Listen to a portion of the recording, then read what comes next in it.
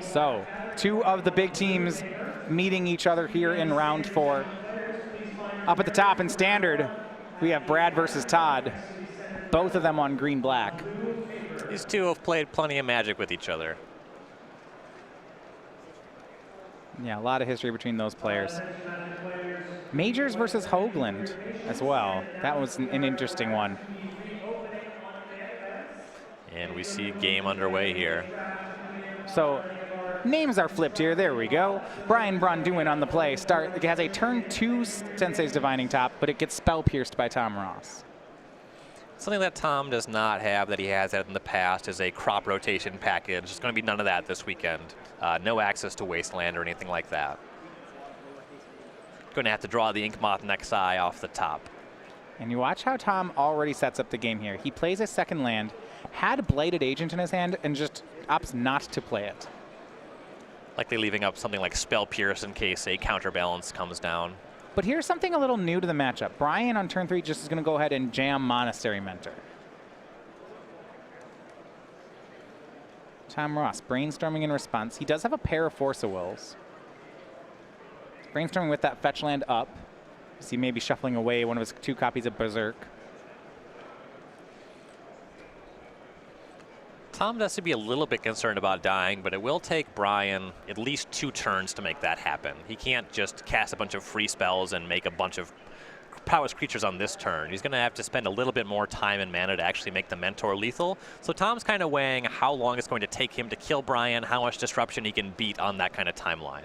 And he had Force plus blue card, but he just lets Monastery Mentor resolve. And if he can use that to insulate a kill, it's going to be much more effective than just taking care of a Grey Ogre. Yeah, draws Vines of Vastwood off the top. He knew it was there, decided he wanted it. The next card down is Berserk, and I expect Tom's going to, well, I don't know, maybe. I suspect he might shuffle that one away.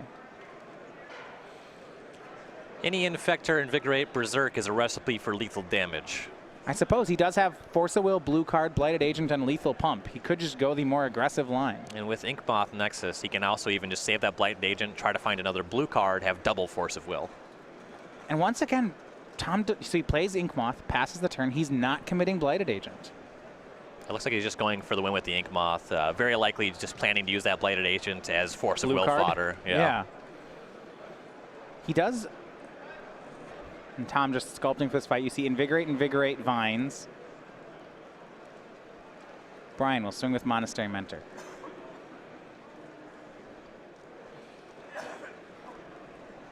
He's got to be careful here. He knows that Tom is gearing up for some kind of fight. Brian passes.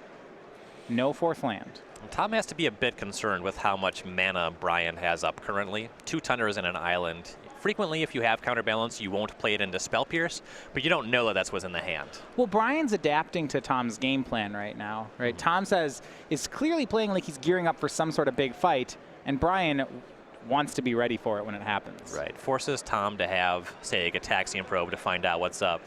Well, he'll draw a probe. Let's see what Brian has. 2 Force of Wills, 2 blue cards, and a Swords to Plowshares. That is 3 pieces of interaction on Brian's side. These are nice holdings. Tom has a lot of stuff himself, though. And there's a Force of Will off the top. I believe that gives him double Force of Will, and I want to say there was a Vines of Vastwood hanging out. So we're thinking Tom might be able to win through all 3 removal spells? I think he can connect for 9 on this turn, and with that being the case, he might just try to connect for 1. Sure. Activates Ink Moth Nexus. Right, so your thought is he leads on this, say plays 2 Invigorates. If Brian wants a fight, Tom's ready for it. Because Vines counters the Swords, Force counters Force, Force counters Force. So both players have 3 points of interaction. Tom wins the fight. Yes. He'll swing for 1 poison. Tom knows that he's ahead in the war right now, so there's a strong argument for going for 9 poison. That both makes another connection for 1 lethal or Tezzeret's Gambit off the top. No, and I really like this. So he'll go Invigorate and Invigorate. And Brian's going to pause him on the second one. Yeah, if you just let that resolve, Tom would gain a little bit more life off of the Swords to Plowshares, so it's worth stopping him here. Now, what about the fact that once this counterfight's done, Brian is going to have a huge army of Monk tokens? If he's able to produce some chaining cantrips, he could potentially convert that into a lethal attack. So Force of Will on the second Invigorate. Interestingly, Brian has played the Force of Will there and not the Swords to Plowshares. Tom will counter back with Force of Will, pitching that Blighted Agent. And Tom says, let's build a stack here. And you'll recall that Force of Will does cost 1 life. That makes it just a little bit easier for Brian to execute a lethal attack. Sure. Is Brian going to go again? He's got Ponder, Force of Will, and Swords to Plowshares as his last 3 cards. Tom's cards, Vines of Vastwood, Force of Will, blue card.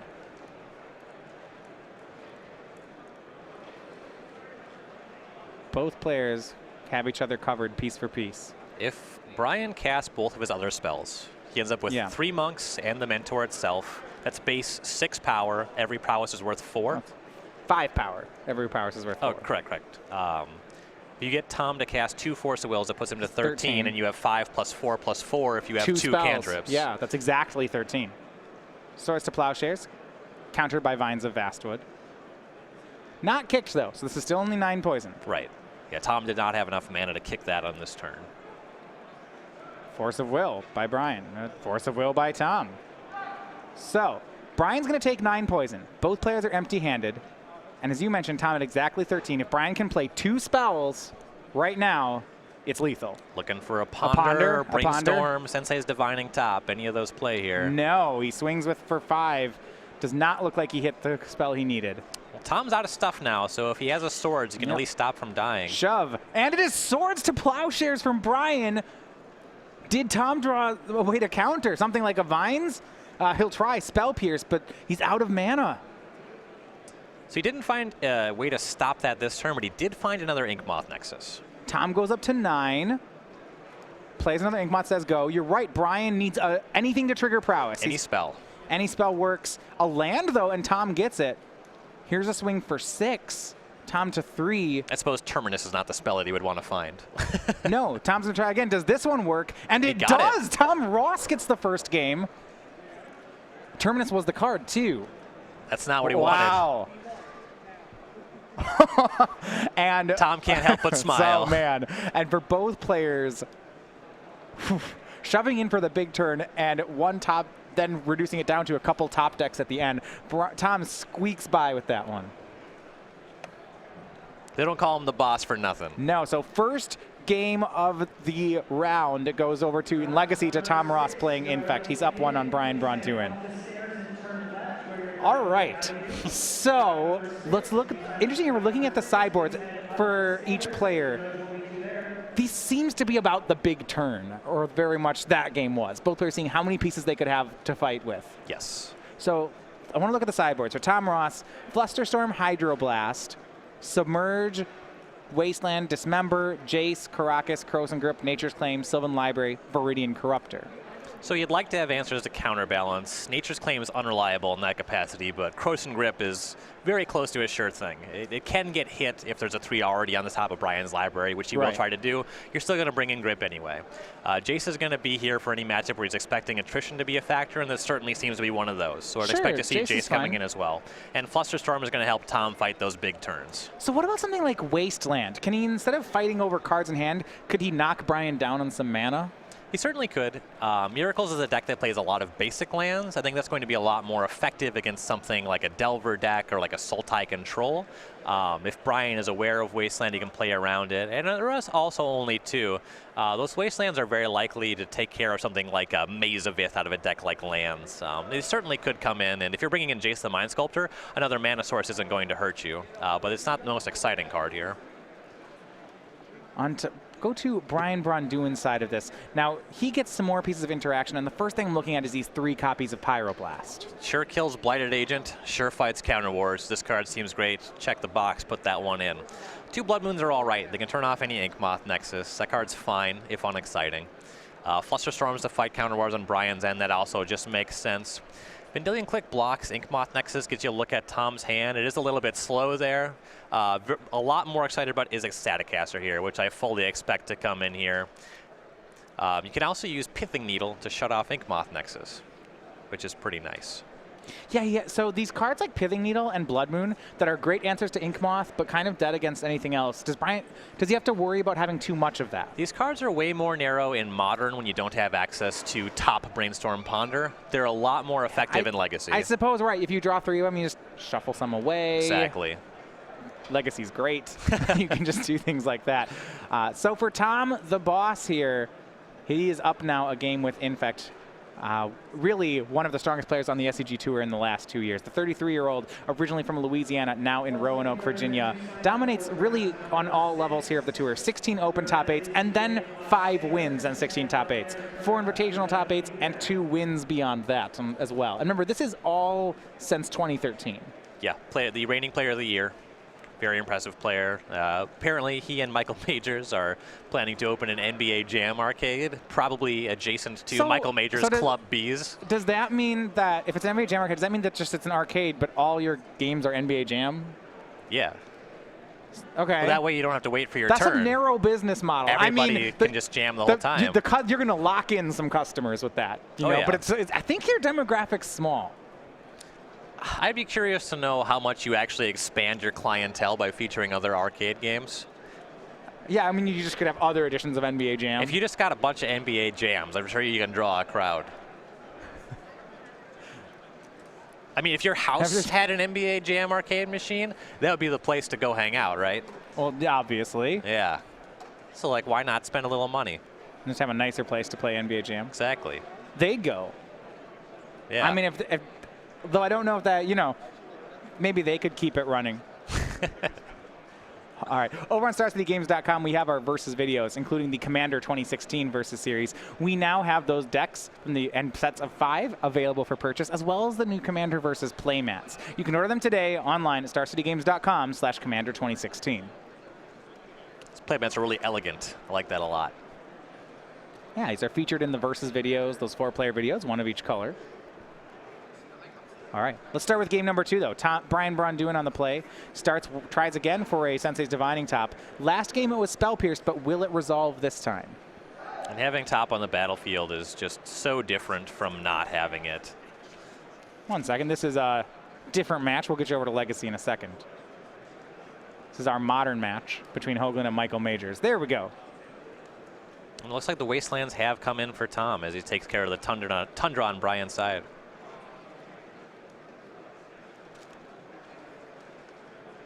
So he'll just play a land and go. Now, this sort of land trading is blunted by the fact that Brian has a Divining Top, right? Yes, he gets a lot of looks at finding additional lands. If he's light on them, sometimes he'll have to use that on his upkeep to go find a land, but he just gets plenty of looks. The thing about Tom's deck, though, is it's so lean, it doesn't really care too much about sacrificing a land. Well, Brian's doing a great job of keeping on curve with Tom. Tom played turn 2 played a Glistener Elf.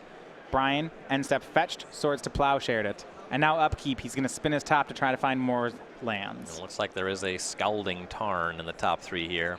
Both a land and a shuffle to look at more cards if he so desires. Top is so good. Plays land, says go. You see, Brian has just lowered his curve here. Looking at his hand, he has both Pyroblast and Snapcaster Mage in his hand. So the ability just to play 1 mana interaction, snap it back. That's just about where you want to be against Infect. Yes. Access to all those Red Blast. Very powerful against Blighted Agent. Blighted Agent, the play for Tom Ross on turn 3. Brian, he knew he had another land on top, just draws it. And now he'll pass. I'm a little interested that he didn't just go for the Red Blast on the Blighted Agent. Tom is playing 4 days, so you have to pay a lot of respect to that card. If you get a Spell Daze when on the following turn you'd be able to pay for a Spell Pierce, that's a feel bad. Sure, I guess he's respecting that Tom's second land drop there was Ink Moth Nexus. So if he blasts the Blighted Agent and loses all his mana, Tom might untap, activate Ink Moth, and just shove 10. Right, another problem. So Tom presents 2 Infectors. He'll swing for 1 with Blighted Agent. You see the patient on Brian's side, he'll actually just take that damage. Yeah, if you start a fight and you end up losing in combat, and Tom just throws some Invigorates at you, that's way worse than just taking 1. It's almost never correct to start the fight on your opponent's turn before they have attacked. Brian and Steph will use both fetch lands, and now we might see a removal spell for that Blighted Agent. going to be actually Vendilion Click on the end step. This will inform how well he's going to do in a counter war. Yeah, does that. Also blocks Ink Moth. Tom is going to hide some cards with Brainstorm before that Vendilion Click resolves. Don't get to do that one in Modern. Tom also has access to a fetch land if he just has 2 spells he just doesn't want. Or I suppose cards. He can get rid of some lands too. Well, he has to decide if he's fetching before that trigger resolves. Mm-hmm.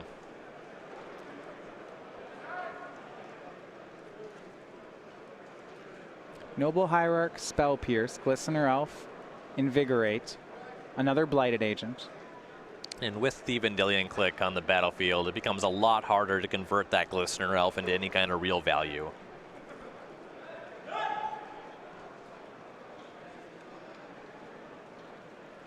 So he'll return 2 with the Brainstorm to the top of his deck. And then Brian says, oh, Vendilion Click was targeting himself. So he puts Vendilion Click on the bottom, draws a card.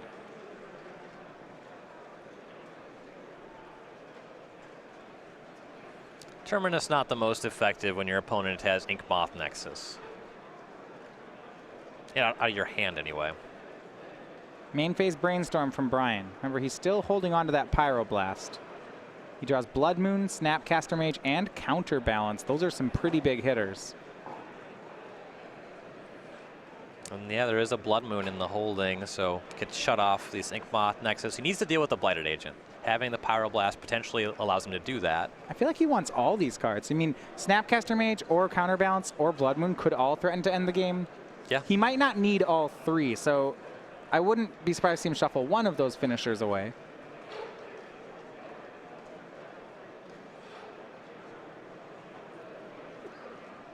Places 2 back, and he may not have that shuffle effect. It can be a little bit tough here for Brian. Legacy is a format that is so mana efficient. Sometimes even if you have 4 great spells that all cost 1 or 2 mana, you can lose the game because none of them cost 0 mana. Brian will play Counterbalance and say go. This could mean that he's dead to double Invigorate. Unless he's got a 3 on top, which I guess Blood Moon was, it's possible he could have put a Blood Moon there. Tom's going for a Spell Pierce though. Okay, Counterbalance will not resolve. And for Brian Braun-Duin, no follow-up land. We'll see how much damage Tom can produce on this turn. Yeah, Brian has big. already been poisoned once. Double Invigorate would do it. Here's Gitaxian Probe. Snapcaster, Snapcaster, Pyroblast. No free interaction there. The only thing Tom really has to worry about is Brian having a Force of Will on top with the Sensei's Divining Well, top. Tom had 1 Invigorate, and that Probe drew him a second one. So that's going to be 9 poison, and it's going to be the match. Tom Ross. And that's exactly what I was saying right there is Tom's spells, he gets to do them for free. So animating Ink Moth Nexus, that's whatever. It taxes him technically 2 lands. Invigorate happens to cost 0 mana. Brian's hand had great spells, but they all cost mana, and you just can't convert that to anything.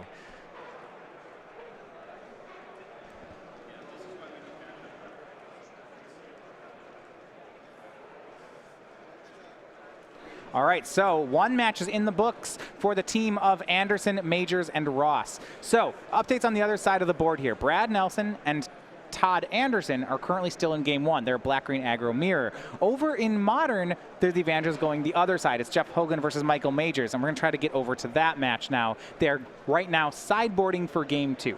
So we have the Michael Majors down a game. He's playing Brain in a Jar, which, okay, that's already great. It's Brain in a Jar Esper versus Jeff Hoagland on Kiki Chord, and I'll admit I have no idea how this matchup goes. I don't think anybody knows.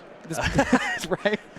Majors has some Yahenni's expertise in his deck that can be used to clean up a lot of what Jeff is up to. Some fatal pushes. That's the new 4 mana, -3/-3, play a 3 mana spell for free.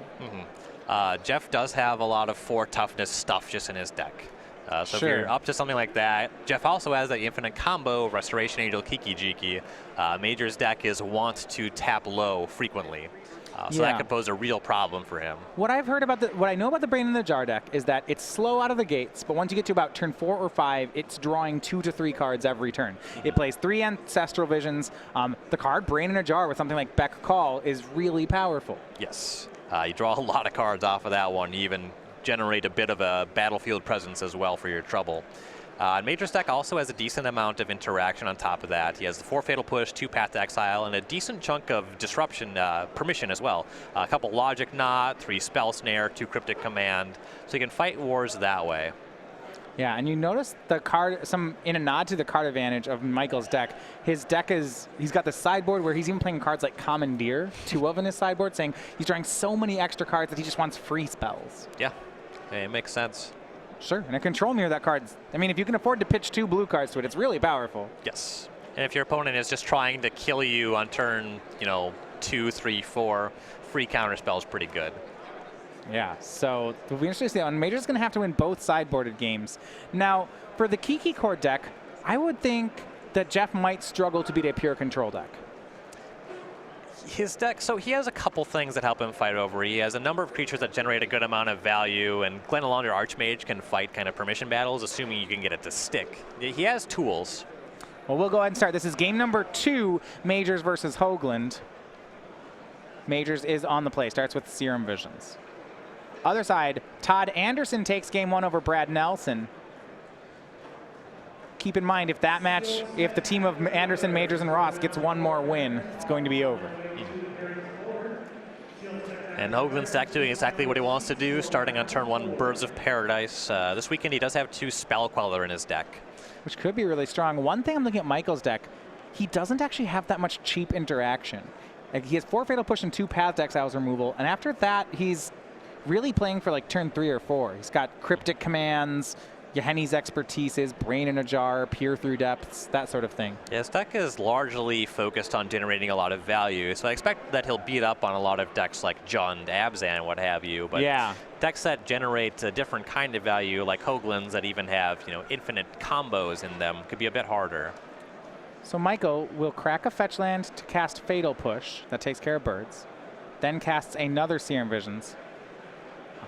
Kind of sad, Ryan. We scryed Brain in the Jar to the bottom of the deck. That's a bummer. I wanted to see it in play. It's probably the right decision, too. I think he's a little brain flooded currently. Okay, Jeff plays Wall of Roots. Majors, and this is showing already, Brain in a Jar. He activates it to cast Fatal Push. So let's take a look at this card from Shadows over Innistrad, because I'll admit this might be its first appearance in the feature match area. Not true. This was played in some standard decks. Oh, yes. You're right. We've had it in standard. So, plays 2. For 1 mana, he puts a charge counter on it, and then may cast an instant or sorcery with converted mana cost equal to that number. So he plays a second Brain. Now, he's probably not going to use that second ability very often. It's more just like, it's like an Aether Vial for spells, but the part that breaks it open is that Bet Call is a 2 and a 6 drop. So when he gets that second counter on it, he can actually cast both halves of Bet Call. Yes. Which we may be looking at right now. And let's see. Here is Bet Call, and he gets to cast it fused, and this is disgustingly good. And Jeff says, what does that one do? We'll get that one on screen for you. Beck is a Glimpse of Nature for 2. For green-blue, you get to draw a card when a creature comes into play. Call is to make 6 mana, makes 4 1/1s. But if you fuse it and turn your head 90 degrees right now looking at the screen, what happens is for that activation, Michael Majors gets 4 bird tokens and will draw 4 cards. Which, not bad. I mean, that's completely unreasonable. Yeah, end step, tap 1, make 4 1/1s, draw 4. That is a good return on your 1 mana investment. It does make Wall of Roots feel less powerful. It is a less exciting piece of mana acceleration. I will say that much. You see, Michael did that main phase on turn 4 so as to not get the art of something, so that something wouldn't go wrong there. Maybe a unified will. Yeah. Nahiri will be played by Jeff, though. Here's some punishment going the other way. It'll exile that tapped Brain in a Jar. Oh, Majors has a good number of flying attackers here. He'll be able to clean up that Nahiri, and he has the backup Jar as well. Confirming of life totals here. Major's end step's going to fetch, maybe put up some counters on the second Brain. He picked up plenty of cards. We'll see if he's able to cast something as well. I wouldn't mind Fatal Pushing Wall of Roots. Sure. He'll put a counter brain in a jar, see if he has anything to cast. Ooh. I like that one quite a bit. Serum Visions, sure. Serum Vision is just way better as an instant. They should print that. I'd play it. Oh, would you? I'd play it in Legacy. Would that card be playable? No, really. I'd play it in Legacy. It'd be great. I mean, yeah. Michael's going to take care of the Nahiri. He sends an extra attacker its way just in case some removal spell's hiding out. I would play Opt in Modern. And you see Michael's hand. Another Beck Call, an Esper Charm. This is great. He's going to bury Jeff in cards in a second here. Basically what he needs to do is cover Jeff on executing his combo. If he can stop Jeff from Restoration Angel Kiki Jiki, he should be able to pull away with this game. So there's an Esper Charm being cast here by Michael, and I'm wondering what its mode is, and I think it's discard, yeah. Discard 2. So Jeff cracks a fetch down on end step, and Michael says, all right, discard 2. It's Unified Will and Spell Queller both gone. Jeff has just Court of Calling, and Michael's going to Beck Call again. 4 more 1/1s, 4 more cards. This is great. This deck's awesome. Games like this make me think this deck's just unbeatable. I want to do these things. Yeah.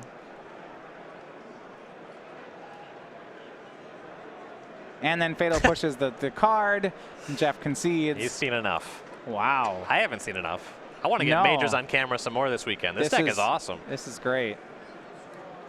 That was so many cards. I'm so jealous.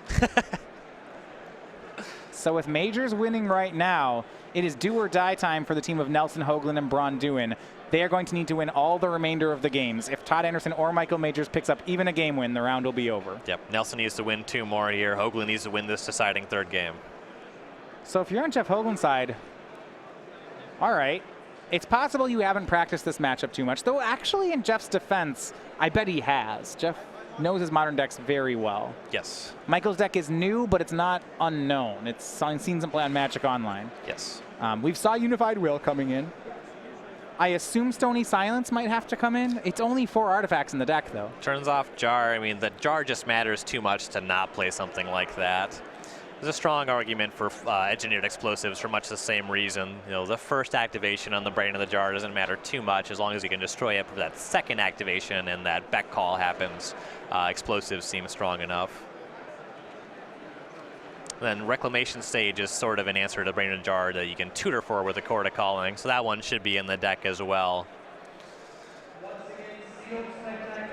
And you know, with Jeff on the play, the dynamic does change a little bit. It makes it easier for him to actually meaningfully Unified Will. Yeah, we did see Jeff. What the game there was, Jeff had his turn 1 bird, but then Michael made a Brain in a Jar. Yep. All right, so for Michael Majors, picking up a game win there with Esper Expertise. Originally from Evans, Georgia, now living in Roanoke, Virginia. He has 6 open top 8s, along with an open win and an invitational top 8. Has been currently on the Pro Tour, trained as a pro, playing most of those events. Quite one of the stronger players, really, right now on the SCG Tour. And one of the better brewers. He always puts out a ton of deck lists and really impressive stuff that Majors is able to come up with. His articles on Star City Games are consistently excellent. Anytime where Majors has an article where he's producing multiple deck lists, there's always a wealth of knowledge in those pieces. Well, now things have gotten interesting as we said they had to win all the games. 1 down, 2 to go. Brad Nelson picks up game 2 against Todd Anderson. He's going to force a 3rd. That one over in the black-green aggro mirror.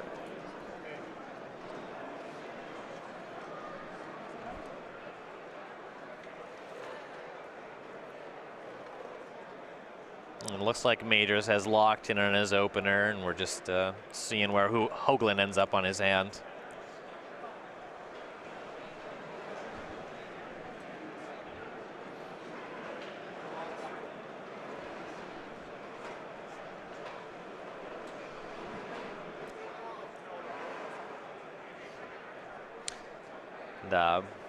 We'll see the cut of the deck, and Hoagland, I believe, going down to 6 cards here. We'll see how he feels about his 6-card hand.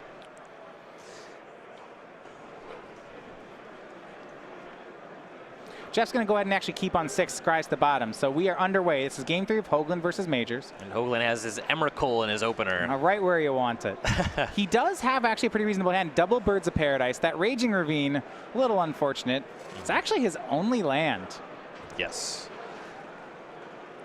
Mike. So if he has some time, he can start casting Birds of Paradise and pull ahead that way. Major's deck, though, if he's able to Fatal Push those, that's going to make things real awkward for Hoogland. Yeah, Hoagland's got Revelark, 2 birds, Nahiri, and then, yeah, that Emrakul. But you see he draws a fetch land here, which is perfect, as he can cast both copies of Birds of Paradise. Next turn, Nahiri discards Emrakul. We're just fine. Yeah. That was a very fortuitous draw step. Now, is there something that punishes Jeff here? You know, engineered explosives, some sort of thing that can sweep both birds cleanly. He does have access to 1 engineered explosives in his sideboard for Majors. I guess Yeheni's Expertise could get him, but that's not for a couple turns. Right. And it looks like Stony Silence in Hoagland's grip here. And he'll go for that one. Yeah, Majors' turn was just a land and a go, so now Jeff will land Stony Silence. Majors is playing a few Spell Pierce, or Spell Snare rather. We'll see if he fights over this one. Yeah, there is an Engineered Explosives in Majors' hand, so he could counter, untap, kill both birds. If that play's available to him, it would be pretty hard to pass up.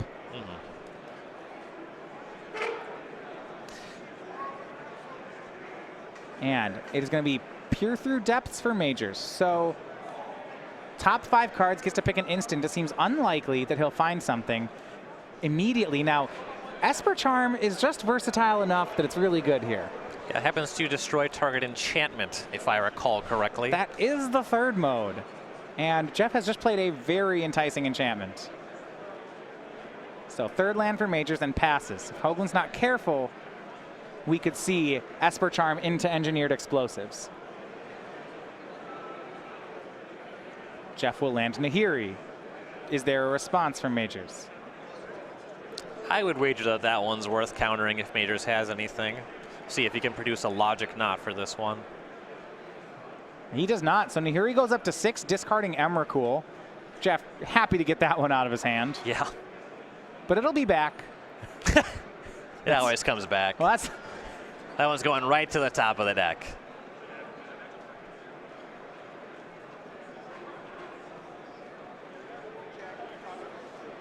I don't think right to the top. That wasn't. I don't think that's what Jeff's actually hoping for. No, he's hoping very much against that.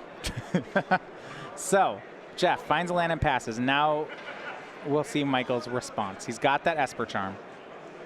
Jeff has 2 cards in hand. So there's actually, this is interesting, right? Michael could try to go for that Engineered Explosives play, blow up the Stony Silence, kill the birds, or...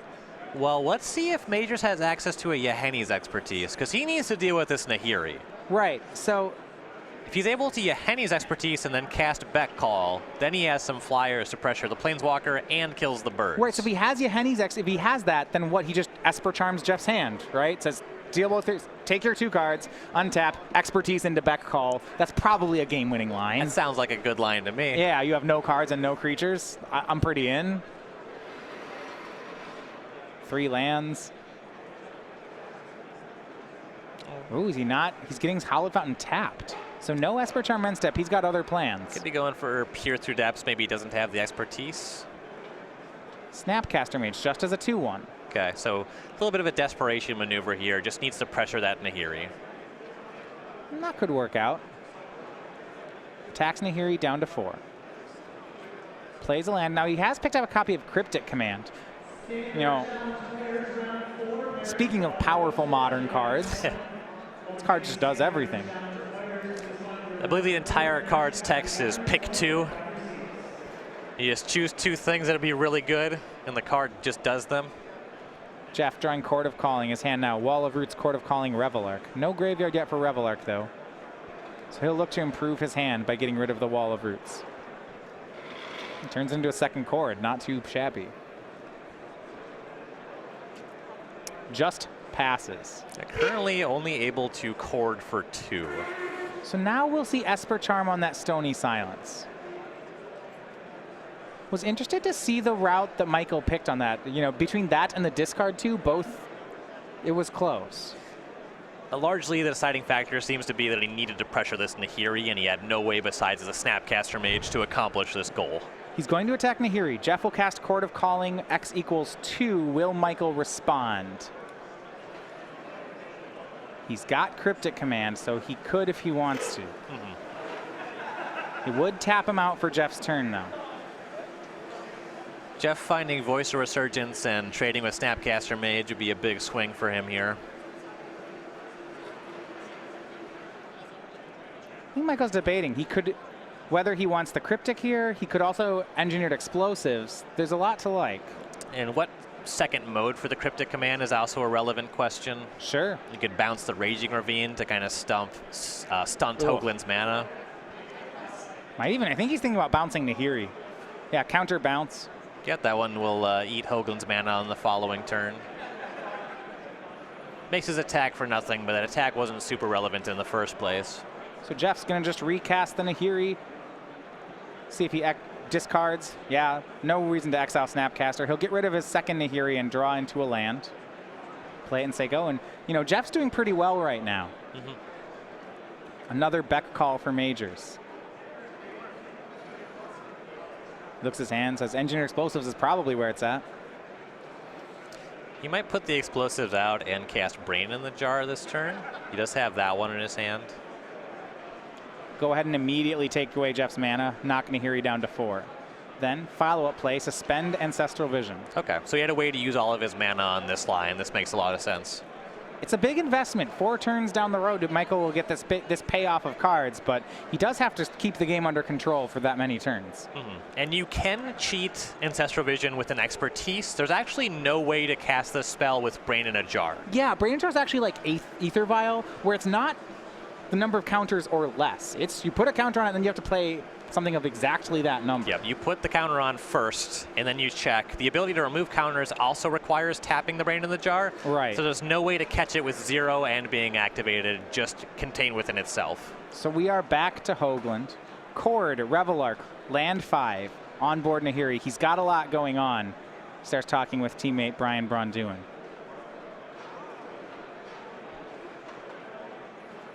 Nahiri pluses, no discard. Jeff just casts Revelark.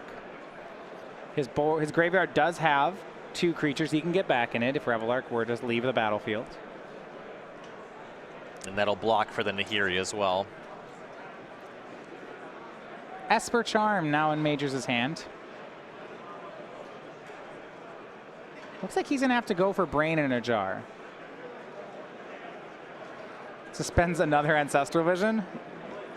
His deck, it's neat. It's getting kind of clunky here, though. You see his hand of 2 Beck Calls and Esper Charm and Brain in a Jar. At some point, you feel like you're not really playing real cards. He needs to stop this Nahiri from being lights out.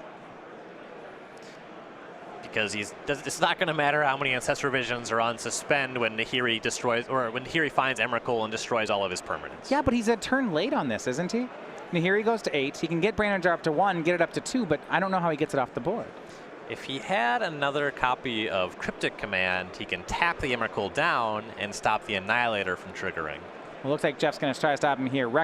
He main phase Court of Callings for Reclamation Sage. He'll hit Brain in a Jar off the battlefield. I like that. Nahiri looks like she'll go up to 8. And now Michael has to answer it or Emrakul's coming. And I think he drew just the card to do that, a Fatal Push. If he can, I guess he'd have to trigger Revolt. Right. So Esper Charm is a very powerful and flexible card. Unfortunately, it can't always make an impact on the game state. No, maybe he drew Fetchland. He has Beck Call, Polluted Delta, Esper Charm. Not a very effective hand here. No, if he doesn't find a way to deal damage to the Nahiri, he's going to get hit by Emrakul. He can draw 2 off the Esper Charm and try to find Fatal Push that way, or even Path to Exile is totally acceptable. And you can see how dire things have gotten here. Todd Anderson up at the top.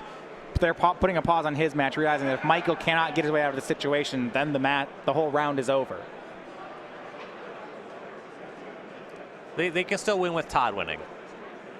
Oh, right. They have a match. Right. Yeah.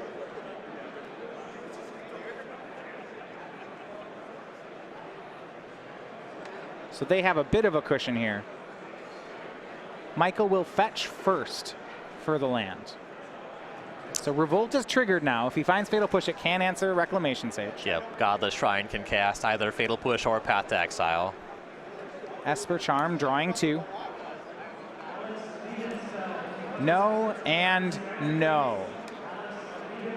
And Majors goes down to 15, finding that untapped Godless Shrine. That should be the match. Maybe Jeff doesn't block. Okay. I mean, yeah, that wasn't going to happen. Maybe he doesn't -8. Yeah. No, he saw it. That's not happening either. And then there's the possibility that maybe Hoogland drew the Emrakul. That's really what Majors is hoping for here. But nope, and there is the Emrakul. That one's going to be attacking in just a second here. And that's going to be the match in here. Yeah, so Jeff Hoogland wins the modern match over Michael Majors. So now the match score is 1-1. This means it's going to be Brad Nelson and Todd Anderson. I'm going to go ahead. I don't think based on the they physical at the same cues time, here, yeah. It looks like Brad Nelson picked up a win in our backup match. You can see the score updated, and yeah. Yeah, they end at the same time, and we said they needed to win all 3 games to get the round, and then they do. Brad Nelson and Jeff Hoogland both take their matches in 3 to win the round. So does Nelson-Hoogland-Braun-Duin improving to 4-0. This is certainly a team that's capable of pulling off a long shot. Yeah, absolutely. So a match where we start with Tom Ross and Brian Braun-Duin. Tom Ross makes short work of his opponent, but can't